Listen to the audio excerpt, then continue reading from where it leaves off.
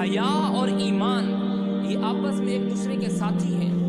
فرمایا فَإِذَا رُفِعَ أَحَدُهُمَا، جب ان میں سے کوئی ایک اٹھ جاتا ہے، رُفِعَ الْآخَرُ، تو دوسرا خود بخود اٹھ جاتا ہے.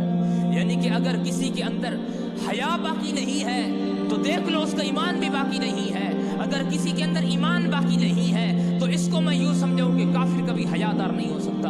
انگریز کبھی جس نے کلمہ مصطفیٰ نہ پڑھا ہو وہ کبھی حیا والا نہیں ہو سکتا. یورپ تو ہو سکتا ہے لیکن جناب کبھی وہ حیا والے نہیں ہو سکتے. اگر حیا تمہیں کہیں نظر آئے گی تو وہ محمد عربی کے غلاموں میں نظر آئے گی. اب سنیں اس بات کو، حدیث شریف کیا ہے؟ فَإِذَا رُفِعَ أَحَدُهُمَا رُفِعَ الْآخَرُ، جب حیا اور ایمان میں سے ایک شے اٹھ جائے تو دوسری خود بخود اٹھ جاتی ہے. یہاں پر میڈیا پر بیٹھ کر ایک صاحب سے سوال کیا گیا، آپ سمجھ جائیں گے میری بات کو.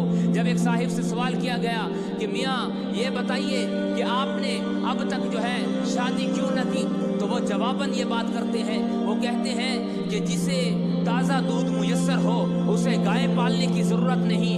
میں نے کہا واہ رے واہ، تو نے یہ بھی نہ سوچا کہ تو بیٹھا کہاں ہے. اور ظاہر سی بات ہے یہ ہماری کمزوری ہے نا، یہ ہماری کمزوری ہے کہ وہ اتنے بے باک ہو گئے.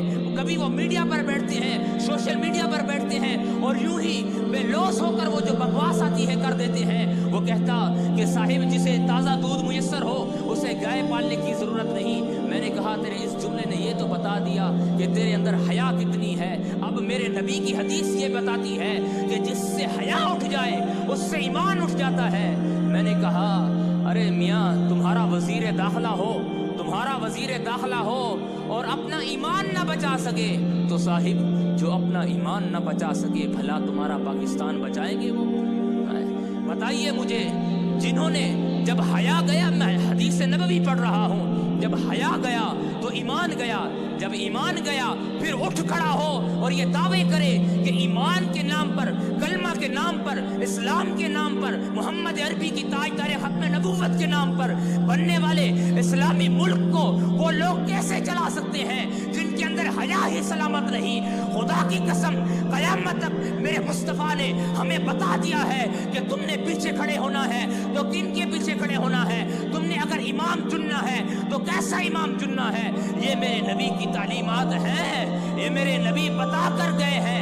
اب تمہاری مرضی ہے کہ تم ان بے حیاؤں کے پیچھے کھڑے ہو جاؤ، تم ان بے پیمانوں کے پیچھے کھڑے ہو جاؤ اور پھر تم ان سے جو ہے پاکستان کی سلامتی کی توقع رکھو. نہ اسلام، یہ پاکستان جنہوں نے بنایا تھا وہ بھی علماء تھے، وہ بھی اللہ والے درویش تھے. آج اگر پاکستان کو کوئی بچا سکتا ہے وہ بھی اللہ والے ہیں، وہی درویش بچا سکتے ہیں. ان کے بس کی بات نہیں ہے یہ.